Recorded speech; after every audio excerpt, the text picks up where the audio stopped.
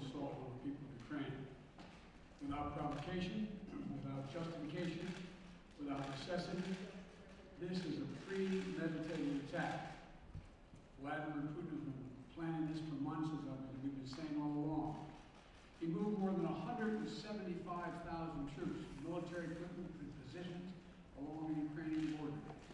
He moved blood supplies into position and built a field hospital, which tells you all you need to know about his intentions all along.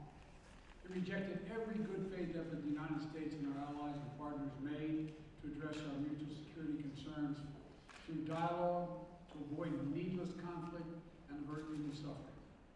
For weeks, we have been warning that this would happen. And now, it's unfolding largely as we predicted. In the past week, we've seen shelling increase in the Donbass, the region in eastern Ukraine controlled by Russian-backed separatists.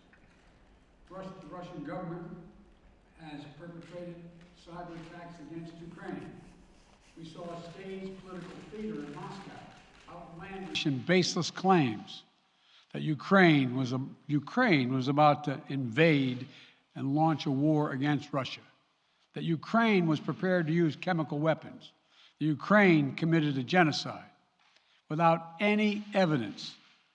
We saw a flagrant violation of international law in attempting to unilaterally create two new so-called republics on sovereign Ukrainian territory.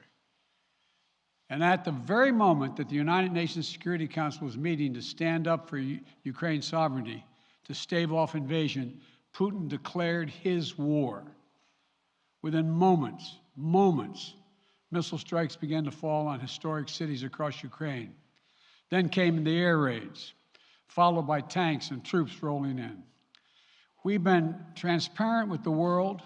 We've shared declassified evidence about Russia's plans and cyber attacks and false pretexts so that there could be no confusion or cover-up about what Putin was doing. Putin is the aggressor. Putin chose this war, and now he and his country will bear the consequences. Today, I'm authorizing additional strong sanctions and new limitations on what can be exported to Russia. This is going to impose severe cost on the Russian economy, both immediately and over time. We have purposely designed these sanctions to maximize the long-term impact on Russia and to minimize the impact on the United States and our allies. And I want to be clear, the United States is not doing this alone. For months, we've been building a coalition of partners representing well more than half the global economy. 27 members of the European Union, including France, Germany, Italy, as well as the United Kingdom, Canada, Japan, Australia, New Zealand, and many others, to amplify the joint impact of our response. I just spoke with the G7 leaders this morning, and we're in full and total agreement. We will limit Russia's ability to do business in dollars, euros, pounds, and yen to be part of the global economy. We'll limit their ability to do that.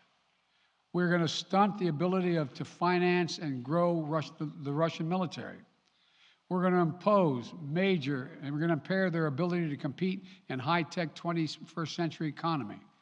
We've already seen the impact of our actions on Russia's currency and the ruble, which early today hit its weakest level ever in history. The Russia stock market plunged today.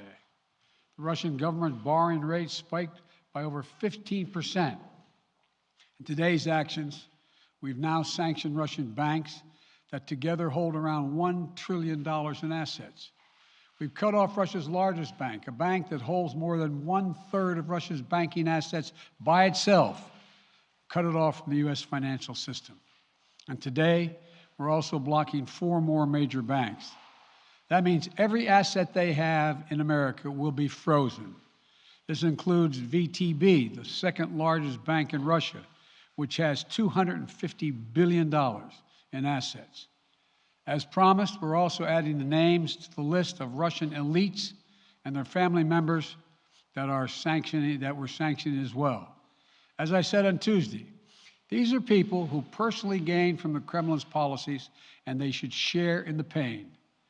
We will keep up this drumbeat of those designations against corrupt billionaires in the days ahead. On Tuesday, we stopped the Russian government from raising money from U.S. or European investors.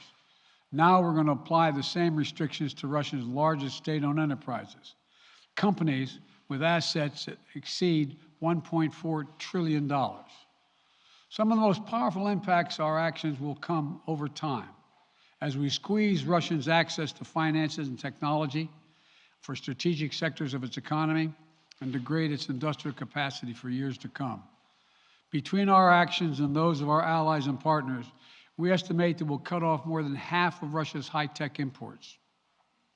It will strike a blow to their ability to continue to modernize their military. It will degrade their aerospace industry, including their space program. It will hurt their ability to build ships, reducing their ability to compete economically.